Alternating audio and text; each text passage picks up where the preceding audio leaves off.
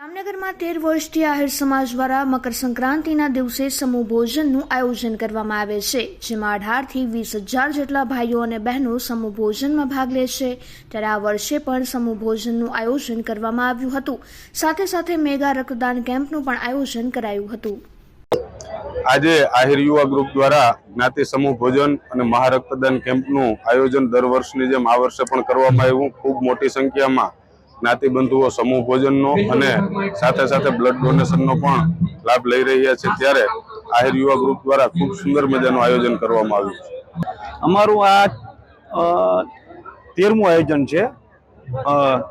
મકર સંક્રાંતિ નિમિત્તે અમે લગભગ છેલ્લા ઘણા વર્ષોથી આ મકર સંક્રાંતિ અમારો ફિક્સ દિવસ છે, બરાબર। 14 તારીખના અમે રાખીએ છીએ આ પ્રોગ્રામ, અને અમારા આમાં 3 ટાઈપના આયોજન હોય છે। બપોરે 2 વાગે બ્લડ ડોનેશન કેમ્પ ચાલુ થાય છે।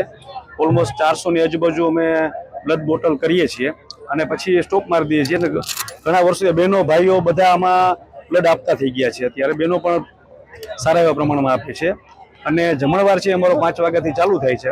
અંદાજે 18 થી 20,000 ની આજુબાજુ ભાઈઓ બહેનો તથા બાળકો પ્રસાદી લે છે, અને પછી રાતે અમે 8:30 વાગ્યાથી 11 વાગ્યા સુધી આજે દાંડિયા રાસનું આયોજન અમે કર્યું છે।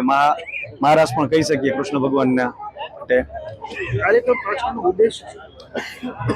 મોસ્ટ ઓફ તો ઉદ્દેશ આપણો એવો છે કે પરસ્પર લોકો છે ભાઈચારાની ભાવના જળવાય, સમાજની એકતા રહીએ, બરાબર। અને એકબીજા આજે પરિચયમાં રહીએ।